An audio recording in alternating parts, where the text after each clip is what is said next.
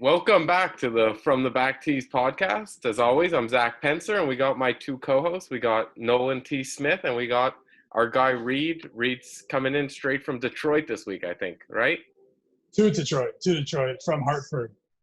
Oh yeah, whatever, same thing. You're in Detroit.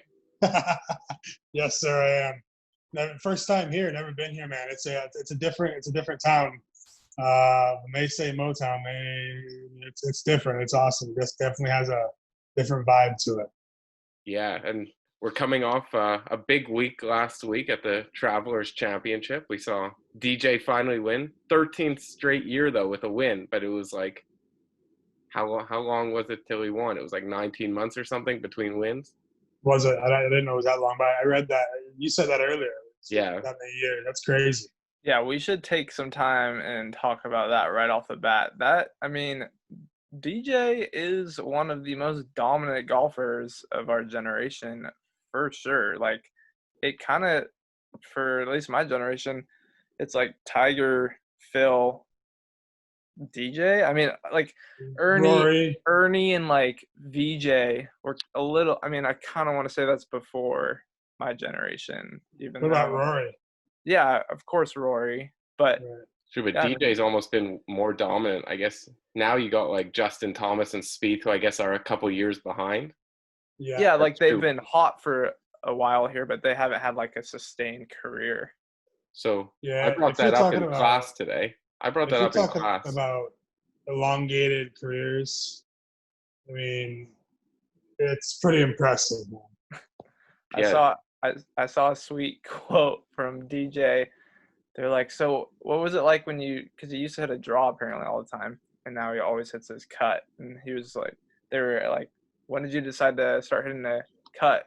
Or like, how did you change? He's like, well, I decided I wanted to hit a cut, and so then I did. Yeah, it's the most DJ thing ever. The most DJ thing ever was also like just blasting one like 380 on the 18th hole when he needed like a bogey to win. Right, over that left bunker. Yeah, there was some crazy like graph where it shows everyone's drives and they're all like within 20 yards of each other, and then there's just one little dot like 40 yards ahead of everyone else. Way out there. And you had Bryson way over to the left. Yeah. I remember seeing him hit his like approach shot into 18. I was like, where the heck are you, Bryson? Did you guys see his drive on 10? I want to say it was either Friday. I know it was either Friday or Saturday. I think it was Friday. He kind of hit it up the right, and it caught the cart path and rolled all the way down, like slowly to like I don't know how far he was from the hole, maybe 7 yards. And then ended up making 5 from that. Oh, yeah. Well, it's crazy. Some of them – also, there's some weird rules that were in place, too, like DJ driving it out of bounds when the ball was, like, 5 yards, like, away from the train tracks. Yeah. I don't understand that. That was just OB stakes, right? And they had to create a line between OB stakes and – Correct. Yeah. Why could you hit it out of the water, but you can't hit it from there? Because out of bounds is the boundary of a golf course. So come on. So water. That's a red stake.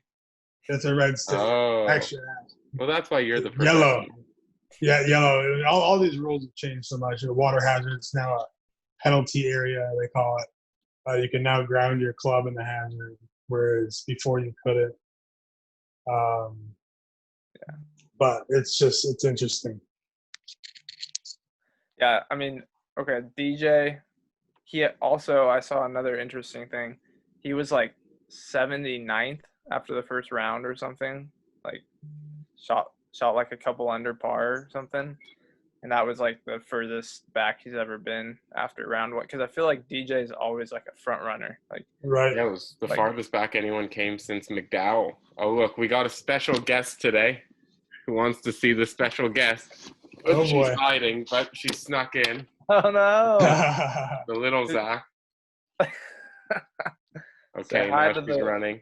Say hi to YouTube. She just wanted to listen. She's very interested in you guys' lives. But yeah, no, it was crazy. We had Brendan Todd, that was crazy, the triple bogey. Yeah, I mean, he looked like he was gonna, be steady and pull something out, but that just derailed everything.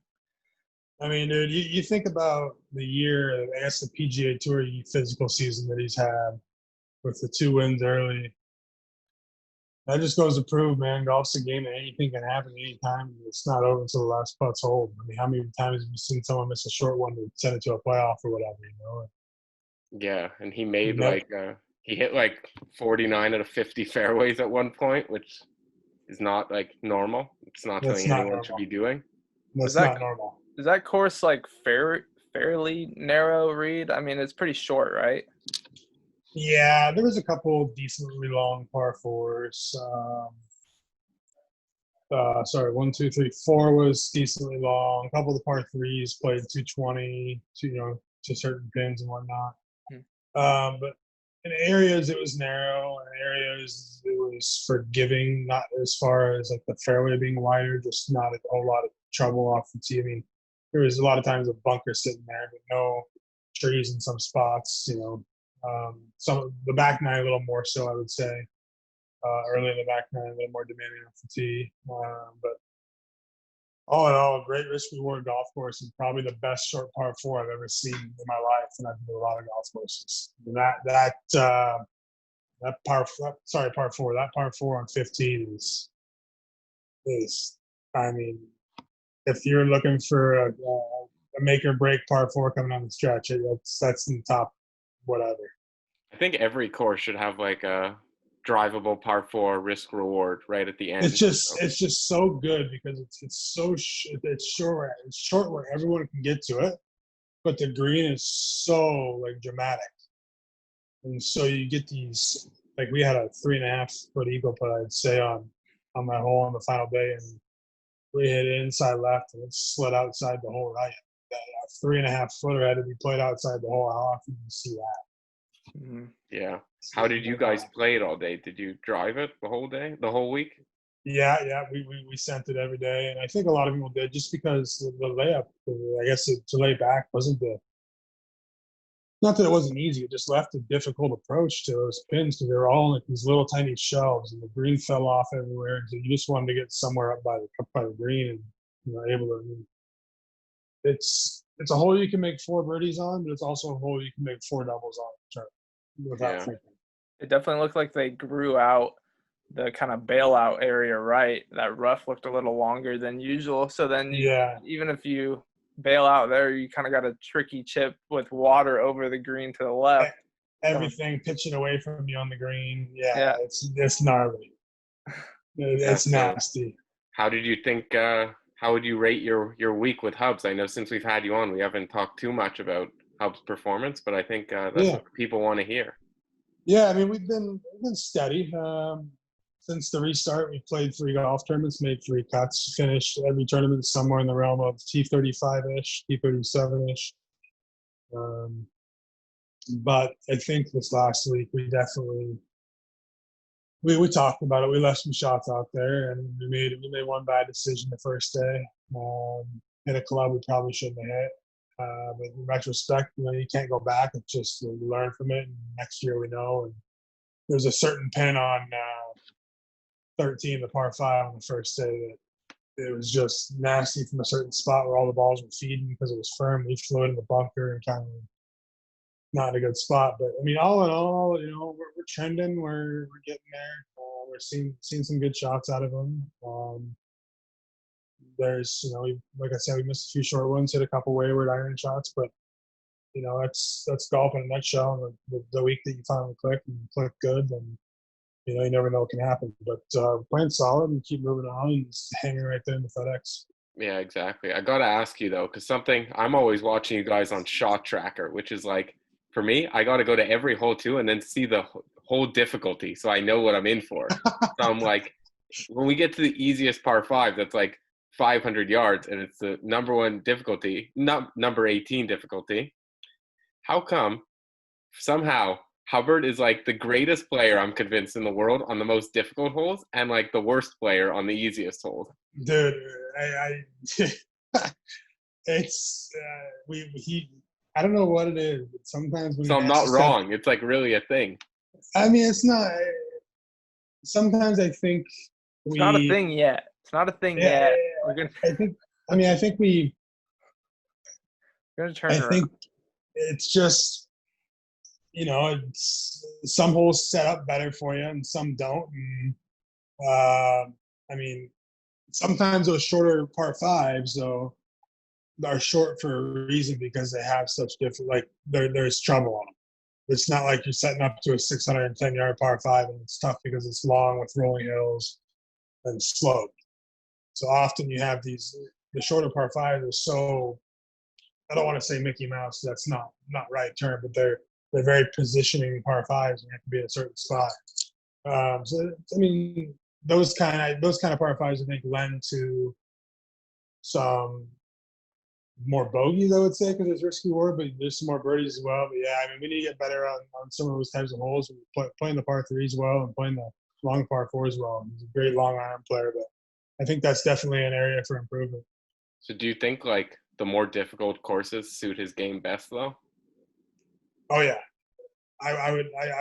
It's not that we can't go low, but he's very good at picking apart a golf course if it's very tough, and we're very good at setting these holes out that we're going to attack or plan to attack. Depending on where the tees are set and whatnot. We already know where the pins are.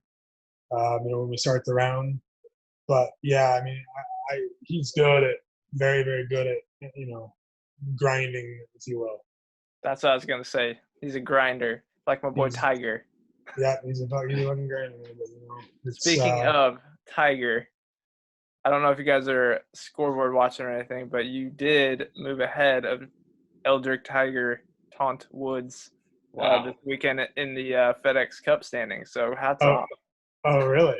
But yeah. I think we moved back like 4 spots, right? Oh, yeah. Well, I guess Tiger dropped back with a 37th place finish. They need to fix their scoring. Yeah, that's rough. Well, it's just. I mean, it's all on who's around you and who finishes high. I mean, anything can happen, And now for the rest of your life, you were ahead of Tiger Woods. That's right. Forget. I want to see you guys in the Tour Championship, though. That'd be awesome. That's really obviously when we want to finish one on the FedEx. I mean, that's the end goal, and anyone who's playing on tour, that's the end goal. But that's in my mind, like that's my benchmark right now, where I want to have a successful season in my eyes, or to be happy and walk away from. Not that I wouldn't be happy because we've had a good season, but to have a lot of success. I think getting to that Tour Championship is a big mark for us. Yeah, got to rattle off like a top 10 or 10 here or there or something. Yeah, it'll come. Yeah, and the last good story from the week, talking about top 10s, look at this segue. What a finish by Will Gordon.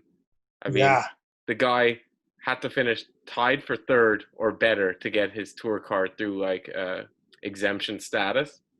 He ends up bogeying 17 on like a 3-footer and then makes a bomb on 18 to finish top 3 after Brendan Todd's fiasco.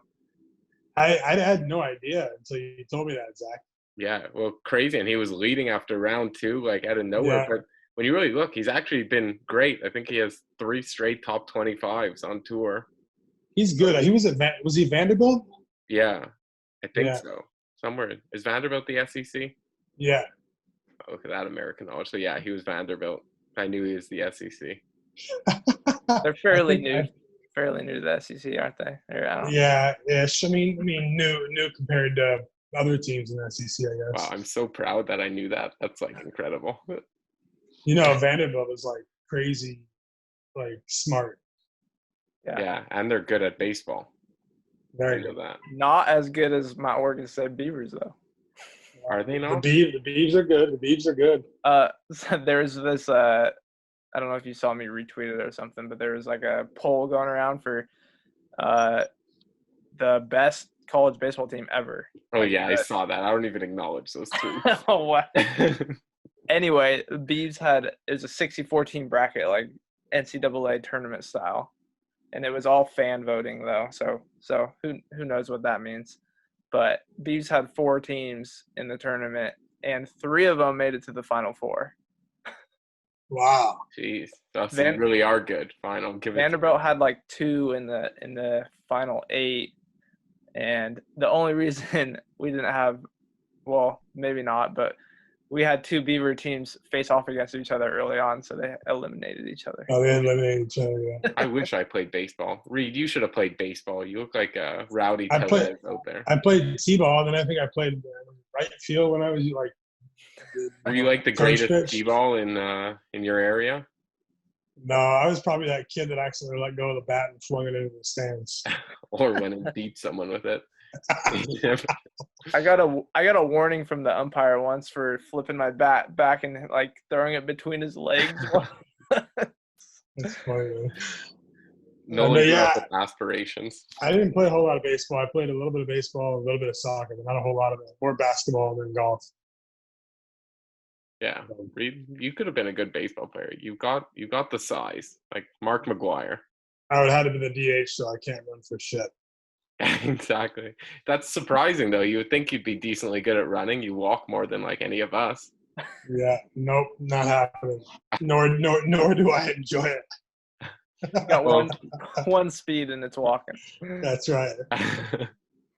So if like that'll be amazing. I saw like this week Hovland started like sprinting on the 18th hole to get it in before they called the rain delay or the weather delay. The weather delay, yeah. So if that happens with you, we could expect you not to be with Hubs. Oh, I'll run with the bag. I mean, if I have to. I just hate it. Have you guys been to the Waste Management? Haven't you? Yeah. Did you ever do a caddy race? No chance. Not up 16. Nope. We'll get it to be done. With my luck, I would trip over some of the gravel and fucking faceplant. We're gonna have to convince some people to get it done.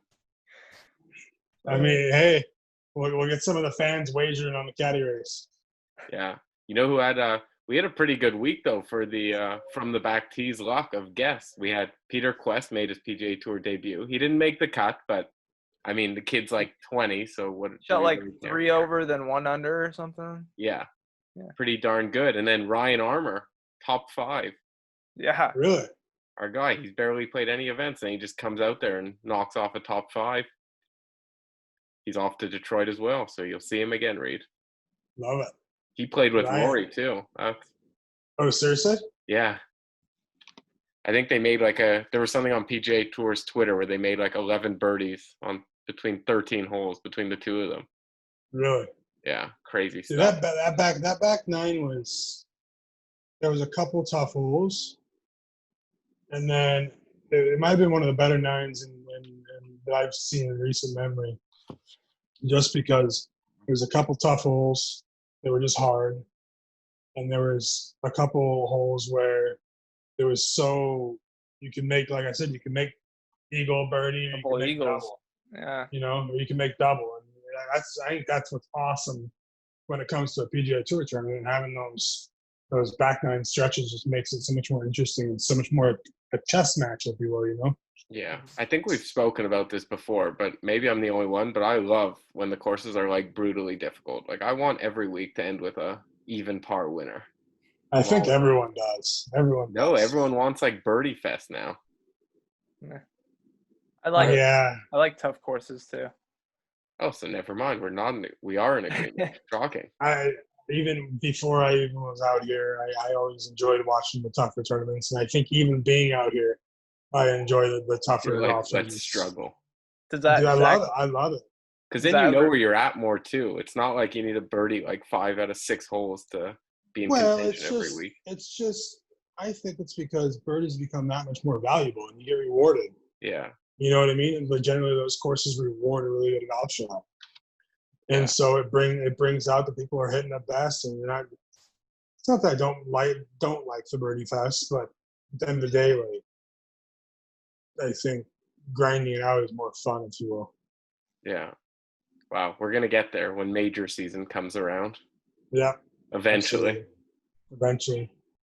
So the last big story, though, from the week, you guys must have seen the Daniel Summerhays stuff, because that was crazy. Dude, I had no idea.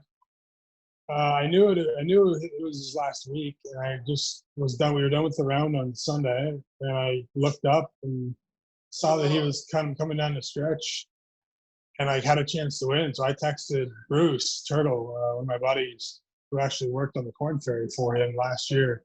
I said, wouldn't this be crazy if he ends his career with a W? Would he do? Would he go further? That's the question. How do you end on a? I mean, it's easy to say, yeah, I would end on a win, but like that gets you possibly tour status in the future. Yeah, who knows? Yeah, wouldn't it almost for sure get him tour status, especially in the short season? Well, I think it's a 2-year season for them now. So maybe that's why. I feel like still it would get you pretty darn close. You would That's have to what I'm have like saying. a not horrible season, and you'd be in. Right. Just a couple more good finishes. I think it's crazy that he would have. Well, his only win as a professional was as an amateur. Yep. Then he played his whole career, doesn't win, but has been around like forever.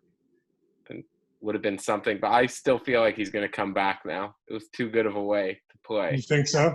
You can't call it quits on that. I mean, now he knows he could win. It's tough, man. I mean, I think he'll stay. I think he'll stay retired because he's probably always knew he could win. But I think if he did win and like would be like, ooh, maybe I can get PGA Tour status, like you were saying. Yeah. Or he wins and then goes like full Stephen Bowditch, and then they'd be like, well, fuck, that was a bad choice. I'll tell you what. Being around him a little bit last year, more than the average caddy was, just because I said I wasn't. Like I told you, I was friends with Turtle. Danny is one of the most family men you'll ever meet. And so I think when he said he wants to go teach, it's for his kids. Like he wants to go teach with his kids. He's always teaching his kids this and that, and spending time with them. And so I think thinking about it, I think if he would have won, I don't think it would have changed anything. But yeah, regardless, crazy way to end things. Yeah. So, but interesting. It's weird how things work like that. Yeah, I know. You see it all the time in sports. I always wonder, like, especially in golf, I don't see how that could like help your game. Like to shoot 9 under, shooting 9 under. Right. Is it just a coincidence? I don't know. We'll never with know. With a bogey on the 72nd hole. Crazy. Yeah. Crazy. Yeah. I'm sure he's thinking about that one. It was also brutal. He had such a long wait between the playoff and when he finished compared to the other two. Right. What happened in the playoff? I saw he made bogey. He bogeyed the first, and I think he bogeyed and they both parred. Mm-hmm. Right. Then Jones won. Kyle Jones. With the birdie, he kind of made a iffy shot into the green on the second playoff hole, but it got a nice kick and had like a 8-footer for birdie. He was up on tour last year. Jones? Kyle Jones, yeah. Yeah, it's crazy. Like, I don't know. It's true. That guy we've had on before, Monday Q, like, he makes the great point. While the PGA Tour is, like, incredible to watch, you have way less stories of, like, it really changing someone's life. Right. Like, every single week on the Korn Ferry Tour, someone's life has changed. Right. And I don't know, like, well, you could obviously understand it. I mean, you guys won on the Korn Ferry Tour. That probably has anything lived up to it as a pro? Oh man, I wouldn't trade it for the world. I wouldn't do it. I guess the second place finish doesn't live up to it, even though it's a nice paycheck at the end of the week. Yeah, I mean, wins are wins, man. I don't care where you're playing or what you're doing. Wins are wins. I mean, I don't care if you're playing a tiddlywink or a off-field event or an event like this week or a major or an invitational. Win's a win, man. You got to beat everyone in the field. There's really not a better feeling. When we won together, we walked down 18 pretty much after we hit our second shot, knowing we had already won. There's not much better feeling. Were you please don't smash this putt? We could have 4-putted, I think. Speaking of paychecks, I want to see a little bit more of this. Mackenzie Hughes, like, he was like fist pumping a couple putts in late in the round, even though he couldn't win. But 100 feet of putts. He made a couple putts that were worth like a couple $100,000. So yeah. I was like, he made 90 feet, 43 feet, and 47 feet to make $200,000 more. Wow! What a time to make 2 long ones. Wow! Yeah. And a 60 in round 1, like Canadians, I tell you. Yeah, I was watching with someone. They're like, why is he fist pumping? Like, he's not gonna win. Like, does he think he can win right now? I'm like, no, but he just like doubled his winnings. Like, that was Yeah. $100,000 that putt. Yeah, we played a practice round with him a few weeks ago. Or maybe it was like RSM in the fall. Mac's a good dude, man. Yeah, hopefully we'll have Mac on soon. A little spoiler there for the people. I think we got something in the works. Yeah. Once good. you guys take off weeks. No one's taking an off week now because you've missed so much. So. Yeah, can we talk about that? Reed, when are you? Yeah, when are you guys going to take a break? Killing you right now, man. No, I'm good, man. We're just rolling. So we played the first three. Play this week, which is the fourth week. We'll play the workday event, which is at Muirfield before the Memorial. We'll play the Memorial, which will be the sixth event in a row. Which is, I love it though, man. I love getting after it. And then he said we'll take most likely 2 weeks off and then go to the PGA in San Fran. And then after the PGA in San Fran, the Wyndham is maybe play, maybe not, which is the last week before the playoffs. And then we'll go to Boston for the first leg of the playoffs. Do we have any insight on if fans are going to be allowed at any events, or is it done for the whole season? I've heard the Memorial, they're going to let fans out. They're still trying. Yeah, and I heard someone mention, I don't know how good of the sources or whatever, I can't even remember where it came from, but I did talk to someone last week that said that Jack is trying to do everything he can to have fans out there for his event. Oh yeah, nice. I mean, eventually they're going to start opening things up. Right. What are your thoughts on them hosting an event right before the Memorial at the same course? Like, to me, my first impression was like, oh man, these guys are gonna beat up the course for the Memorial. I mean, if you look at a PGA Tour course after a tournament's run through there's so many divots and all that. The range can handle it. The range is massive. The course, the only part I'm really concerned about are the collection areas around the green. As far as the tee boxes and whatnot and the fairways, I think they're going to check the first week up a little bit. I don't think they're going to play it at full length. I think they're going to play some trickier pins. I think they're going to make it more of a pick it apart golf course instead of in your face. I'm tough. Yeah. I think that's going to be the difference in the two. But I mean, we'll only see. Next week we'll see. And it's crazy to think it's already here. I mean, it feels like we were just starting and going, hey, in a month and a half we're playing the Memorial. It's like right around the corner. Yeah, it's crazy. So, he's played it before? No, or is? Yes, I believe so. Yeah, okay. I think he played it in 15. I played it in the college tournament. Oh wow, how'd you do? Not good. 94. No, I think it was like 80, 82 or something like that. The first two rounds, the first day got rained out. Oh, I'd be embarrassed. And the second day, I don't think Reid showed up. I see a trend here from your playing career. The caddying is definitely going better. No, man. In my early days, I was a good player. I just lost the drive to practice and compete. I love the competing side of the caddying into things much more. That makes me think of what I was thinking about earlier when we were talking about liking when a score is like around even par for winning a tournament. Like, I've always wanted to like play one of those courses and like see how bad I would do. Right. Yeah. Oh my God, like one of those like US Open courses. Yeah. Dude, I mean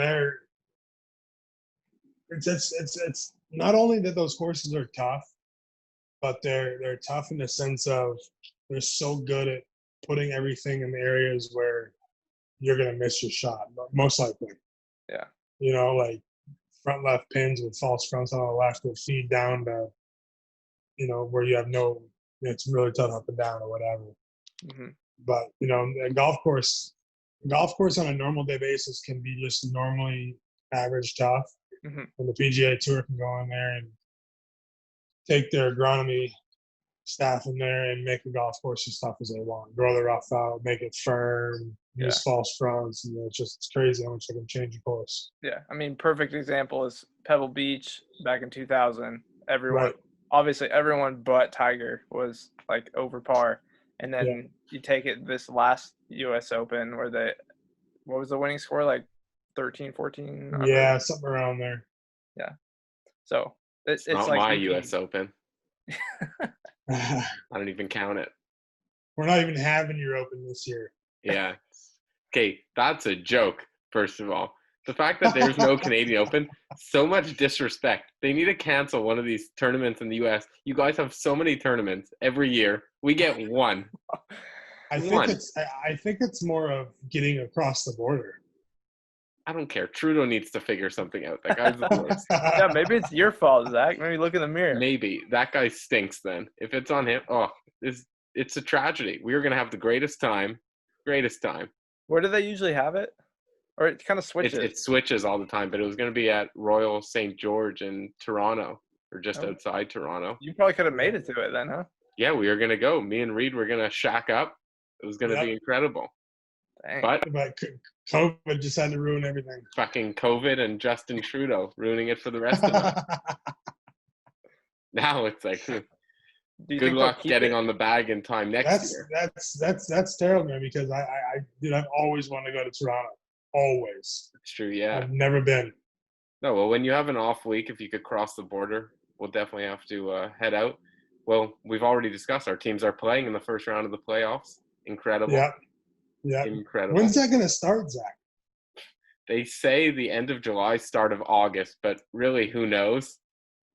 I call BS. But right now, whoever loses of Montreal and Pittsburgh gets a 1 in 8 chance at the first overall pick.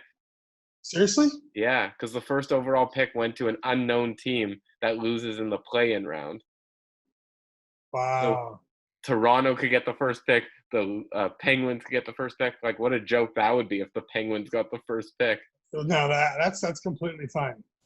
Oh, that would be terrible. But I still hope we beat you, and then if you get it, you get it. So.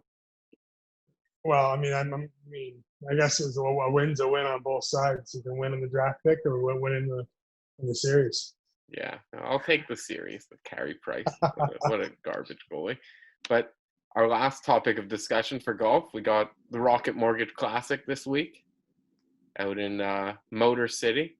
Have you played this course yet? Oh, no, you said you haven't been to Detroit, so. Never been to Detroit. We haven't walked it today, though. Careful. Really old school golf course. Tree line. Couple, bunkers lining the fairways. Pretty flat for the most part. But the fences, the green complexes, they're very undulated. It's way longer too, than the last three. Yeah. There's some length to it. But a lot of the greens have false edges on all sides. There are 3 of the sides or 2 of the sides, front, back sides, and that makes it that much tougher because you miss the green. Chipping from a low area, pitching from a low area is generally pretty difficult if you're short-sighted. It's hard to get the ball up in the air to match the level of the green, and so. But yeah, I mean, good golf course. I think if we hit it well, we can play well here. I think it's a golf course that we can pick it apart. I think it's a second shot golf course. It's narrow off the tee, but I think the greens are the defense. I think it's a golf course that you got to be able to hit a number in certain spots and leave yourself putts that you want to have, and not leave yourself, 3, 4, 5 foot breakers. And I think that's something we struggled with a little bit last week, early in the week, was leaving ourselves, 15, 18, 20 footers, but they're moving a foot right to left or whatever, so speed paced match putts are tough. But yeah, I mean, I think this golf course we can play well. I'm looking forward to it. Yeah, I always thought this course suits bombers so well that they could just cut off everything. But this week, a lot of the bombers are sitting it out. You just got Bryson, who's there and drives it 50 yards farther than everyone. So. Yeah. We're going to see if his strategy works because now's his time to really plan it out with no one being able to copy him. Well, I'll tell you right now, this golf course I'd say 60% of the holes, 70% of the holes. Doesn't matter if you hit it far or not, you got to hit the fairway. Wow. Or, Noted. Insider source right here. You heard it here first. Bryson's fucked. Yeah. Hey, he's been top 10ing. He's top 10 to every single tournament he's played in so far. Yeah, it's crazy. It's not like he's playing. Yeah, he's playing really good. Playing good. Playing awesome. It's incredible, yeah. As much as people talk about his length, like the guy's good in his own respect, man. Before he even did all this stuff, he was good. Yeah. Whether you want to, people want to say he's weird or whatever, like, dude, the guy's good at golf. I mean, you can't deny those facts. It's incredible, though. You got any picks this week, Zach? I kind of like a guy who's a little longer off the tee, I would say. Is it Bryson? No, I like my guy Tony Finau this week. Ooh, well, Finau. Tony's been good. He hasn't been putting great, but no, he has not. Been good. Okay, we're automatically just eliminating Hubbard for right. Can't pick Hubbard. Yeah. You don't want to be biased, so that would be boring. No, I'm trying to think myself. So I gotta go. I just think the level of the field. I mean, you generally have a week where like Hubbard could win. I mean, when there's not every single player in the top 30 in it, you might not have as low scores. But if Bryson's playing his best and hitting fairways, I don't know. Like, I think if you're bombing it like 400 yards or 350 yards, it has to help. Yeah, no, it does, especially if you're hitting the fairways. Yeah. Especially if you're hitting the fairways. But yeah, I mean, it'll be fun, man. It's a different golf course. I mean, different. I guess it's kind of like colonial, if you will, a little bit, but much longer. In the instance that it's an old school style course with just bunkering in the fairways. But that's the greens of the fence. So be a fun week. Yeah. So go ahead, Nolan. Do you guys? Not to bring things back a little, but Phil was playing pretty good. Phil's incredible. First couple days. Let's talk about Phil a little here. There's so much to talk about. It's like the shades. Oh yeah. The bomb. Did you guys see he trademarked hit bombs or something? Or seriously? Yeah. And did you see what he wore on Sunday? He wore joggers. Yeah. Seriously? Yeah, seriously. Like straight up joggers. Not like they looked like joggers. He wore joggers. That's funny, man. Phil is just like in his own world. He could not care about any of the rules. No, he's doing everything, Reid, I've been telling you guys you need to do. To like when he wears a neon pink outfit, then you'll be like, damn, I should have done that. No, I can't be wearing that. That's like this right here. Me wearing that color? Yeah. What if you dye your hair that color? Not a chance. You have to pay me every cent in your bank account. If you guys win this week, you dye your hair pink. If we win this week, I will dye my hair pink. Absolutely. Way to go, Nolan. That was great. This is what we need now. I'm going to get the entire golf community. You have my word on that. You acknowledged it. You acknowledged it in your room. That's like, oh, you're fucked. Dan Schlim just came over. We were talking about pink hair. Who's he working for? Mark Anderson. They're playing this week, obviously. Could you ask him if Mark Anderson wins this week, if he'll dye his hair pink? Hey, Dan, they want to know if Mark Anderson wins this week, will you dye your hair pink? Yeah. Yes. Amazing. Wow, we got two people in the field. Juan Carlos? I do just about anything for $100 right now. Exactly. Yeah, get Juan Carlos over here. He'll dye his hair pink. Life. Yeah, dude. I mean, I'll dye my hair whatever color you want for $100 grand, man. Yeah, I'll cut it off. Yeah. I'll cut it bald, whatever you want. I'll donate No, it for it's you. pink. No, you don't need to change it, Reid, to try and get out of it. Like, I told him I'd do anything. We agreed on pink. We'll get Juan Carlos in on this deal. Yeah, who's Juan Carlos working for? Tim Wilkinson. Oh. Tim Wilkinson. Great. But the problem is Juan Carlos doesn't have any hair. Yeah. We're talking about dyeing your hair pink wig. If you win. Pink wig the first week back. I got to grow Yeah. my balls. If you win, you gotta wear a pink wig. He said, That's fine. Yeah, he said that's fine. Hey, this is As long 3 as- people. As long as we can raise money for cancer, I'm all. That's I'm all right. for it. Hey, As long as we deal. can raise money for cancer. He said deal. We'll raise money for cancer. Not for Absolutely. you, Reed. For you, we're not raising shit. Wait, so we got, I don't know what the math is on this, but we got like 3 out of 150 players. yeah, it's not bad. That's 1 out of 50, which is 2%. Someone's Wow. gonna have pink hair. Wow. 2% of the field. That's not bad. I'll take that. Is that right? 3 out of 150 is. Yeah, that's right. I mean, make the math simple. 3 out of 150. I think it's like 154. Yeah, no, Once- you're yeah. right. 2%. I'm going to You be gotta- reaching out to some fellow caddies I know as well to see what they can So do. you're telling me there's a chance? Yeah. What if we Okay, become like but the most hated thing? Because every player is like, damn you, you've gotten all our caddies to agree to like unionize over dyeing their hair. Oh, back that's to funny. back to Phil a little. What do you guys? So he just got like re-established into the U.S. Open. He got a spot because they exempted a bunch more players. Yeah, This- I top mean, 70. He's still hunting down that U.S. Open for the career Grand Slam. Was he not exempt in the U.S. Open? No, Uh-uh. and he said he wasn't going to What? play. He wasn't going to qualify. Are you serious? Yeah. Wow. He would have had to got a special exemption. Yeah, and he said he wouldn't have accepted it. Wow, I didn't know that. I mean, think about that. How crazy is that? Yeah. Do you guys think he'll win one? It's kind I of like don't know, man. I now don't or know. never. Yeah, I It's agree got with it's got to Nolan. be soon. I mean, I respect his talent, but it's got to be soon, man. I I mean, mean, you never know though. Like if it's on one of these, like he still has all the experience. You see some of these older guys. and like, that's the compete. thing, dude. He's so good with his wedges too. You know, Yeah, you get a shorter golf course. I wouldn't maybe not a major, but you get a shorter golf course. Never know. Who is And, it? Why yeah. am I just blanking on the name of on the Champions Tour who just dominates Bernhard Langer. longer? Bernhard Yeah. Longer, Like that guy's going to be winning tournaments at like 90. dude. He was out at the RBC, Yeah. Yeah. and I think he might have even been at Colonial if I'm recalling correctly. And dude, that guy for his age is unbelievably fit.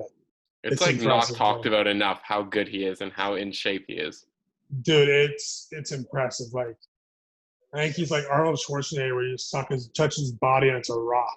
Yeah, like way more But- impressive than Bryson. Like what Bryson's doing is nice. Bernhard Langer, how old? He's like 70. He's got to be. And he literally only enters tournaments on the PGA Tour because he's like, I'm tired of winning every event. So he's like, Yeah. I'll enter one that's competitive. Yeah. Like he wins every Champions Tour event. It's remarkable. Every one. He's like Zach's- leading by so much. Okay. Zach's he's, found his feet. he's Yeah. 62. He's not 70. we outjudged that a little bit. Yeah. We'll cut that part out. Anyway, Phil, interesting enough, it's the U.S. Open is at Winged Foot this year, which we all know Phil had an episode at Winged Foot at a U.S. Open before. Yeah. Yeah. So it's just like the storylines are like getting a little crazy with Phil right now. So I think it's crazy how many majors we're gonna have in such a short period of time. yeah, Yeah. I agree.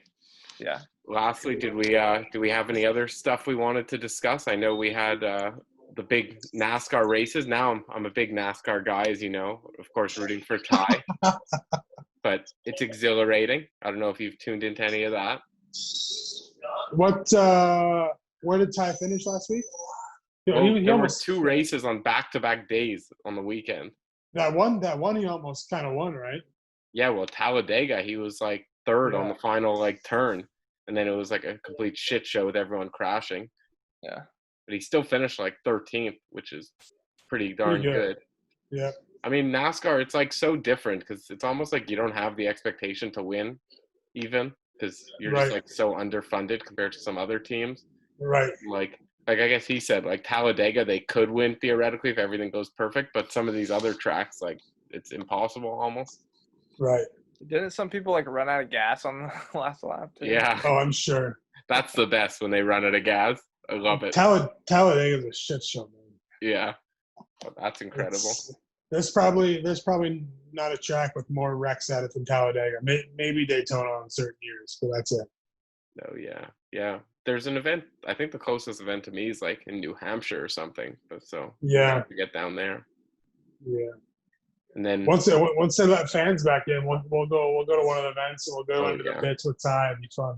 Yeah, that could be where we finally all meet up. Like, Right. there's no better place than a NASCAR event. Like, golf is nice, but I would have never thought.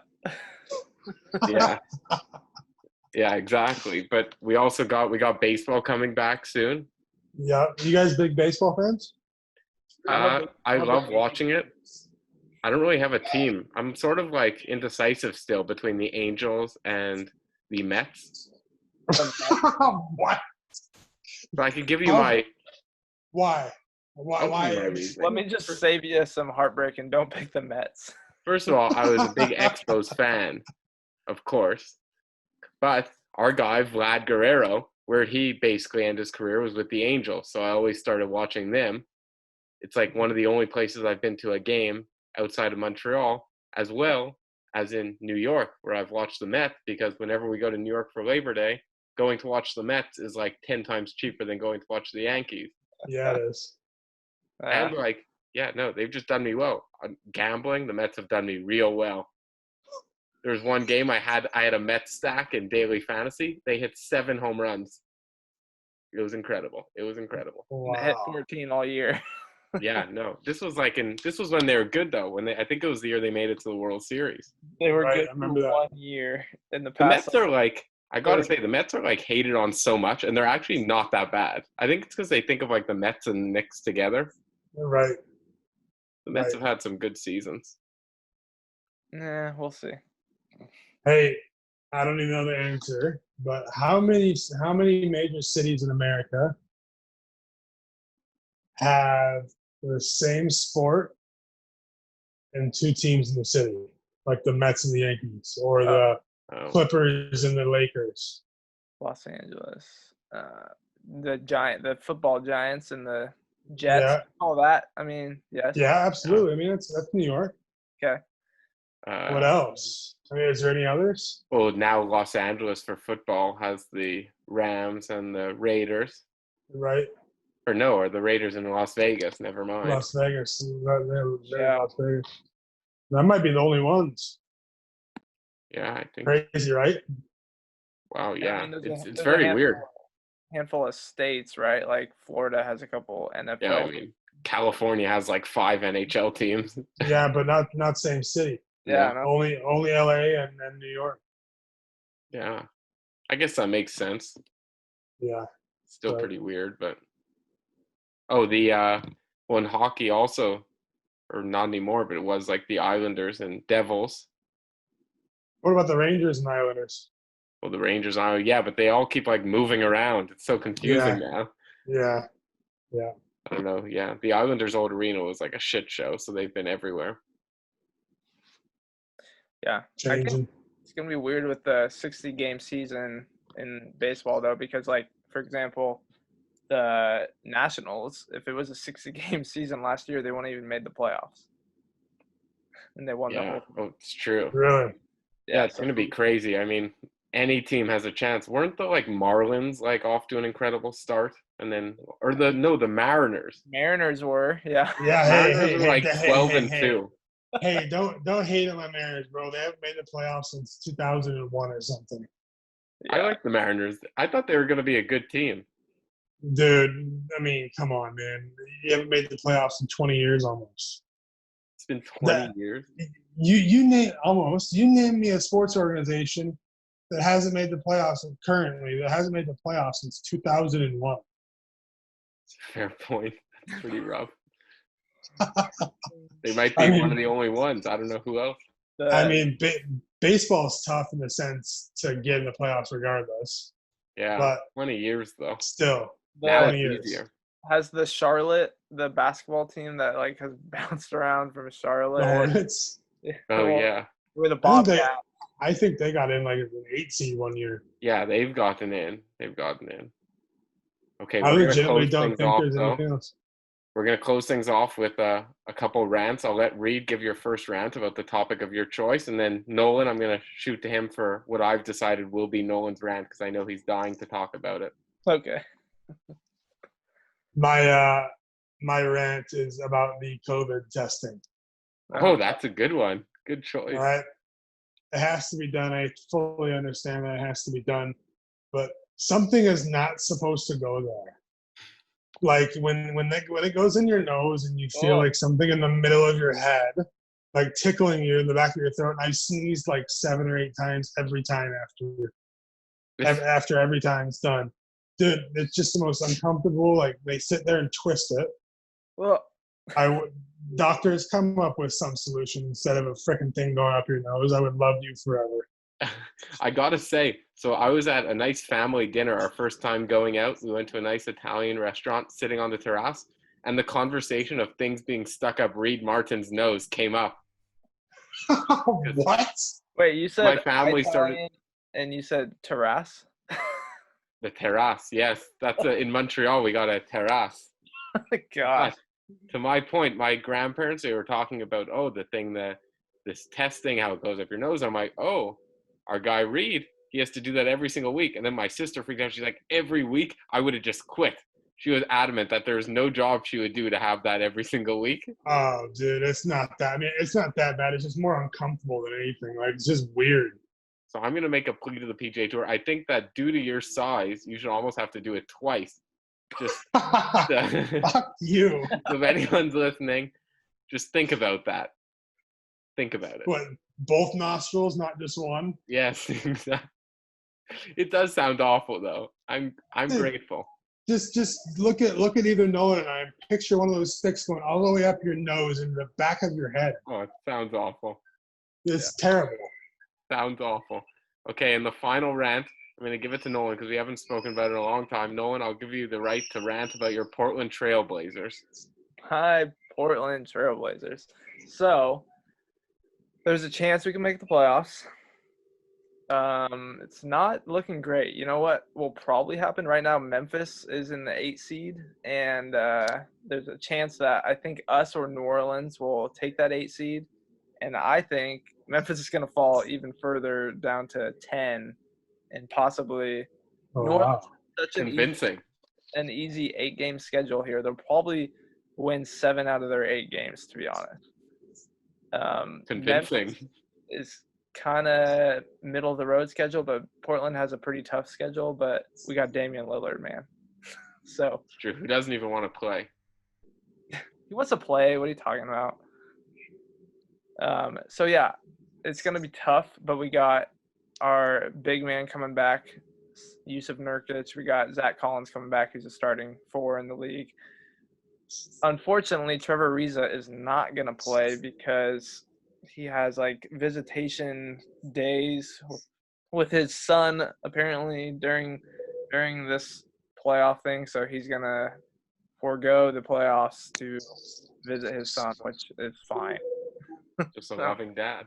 I got to ask you though, what's the deal with what are they going to do at center? Are they just going to like split it down the middle? Neither one of them could play power forward. No, yeah, they better not. They better not do some twin tower crap. That'd be stupid. I think they're like the least twin tower possible center duo in the NBA. Except Nurk was on video at practice nailing like a 30-footer at the end of his drill. I mean, I guess I saw a video of like, you guys know Mitchell Robinson, the center for the Knicks. Yeah. Like, he's, like, so purely in the NBA just to, like, block shots and, like, dunk. And they showed a video of him, like, dribbling and, like, doing all his jukes or whatever the hell you call it in basketball. You people with your words. All those guys are amazing. Incredible. Stutter steps. Yeah, his stutter steps. It was incredible. I was, like, shocked. Like, I knew they must be, like, pretty good.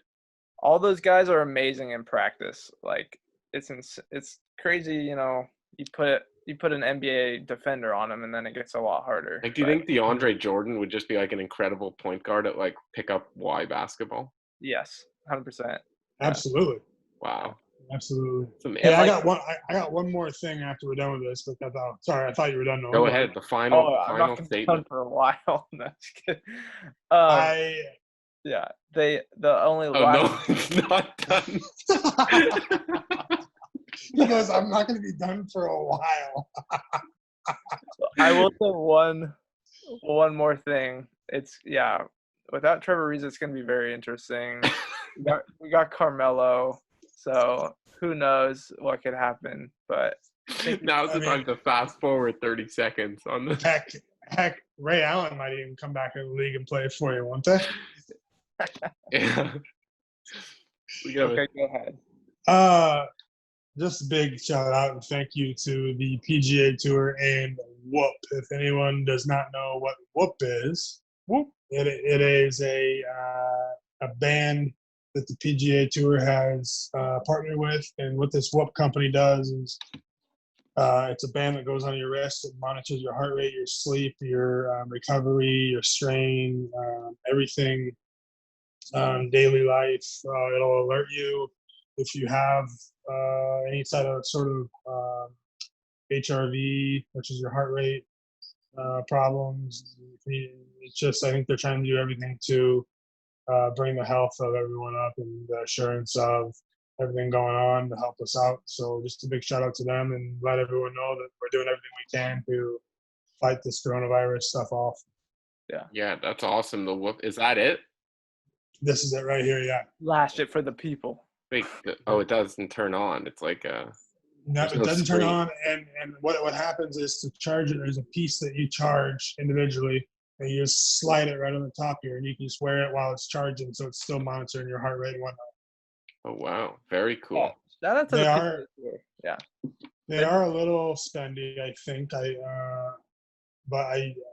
They're worth it, man. Especially for people who exercise a lot or do a lot on the daily. Like it'll give you all your feedback. It'll tell you how much sleep you need to get a full recovery, so your body's feeling 100% the next morning. Once you go to bed and you wake up, it'll tell you how much of recovery you made, and it's actually quite interesting because last week there's a couple days where I had a better quote unquote recovery, and a couple days where I didn't. I definitely felt a difference in looping. Like my body was a little more tired or not tired. It was crazy.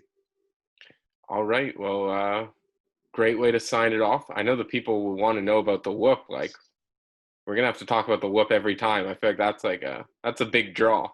Whoop! There it is. Whoop, Yeah, Whoop. First, it can be a PGA Tour sponsor. Next step, it's going to be our podcast sponsor. That'll be their next thing. Yeah, we need Whoop. Yeah. You need like Whoop on the back of your shirt, like That's right. Whoop everywhere. All right, guys. Well, thanks for listening. I hope you enjoyed. We wanted to get back to an episode with just the three hosts talking golf for once. I know we've given a big variety from hockey, NASCAR, and we're going to have on a lot of cool guests. So really hope you guys enjoyed, subscribed, liked the podcast, and let us know your thoughts.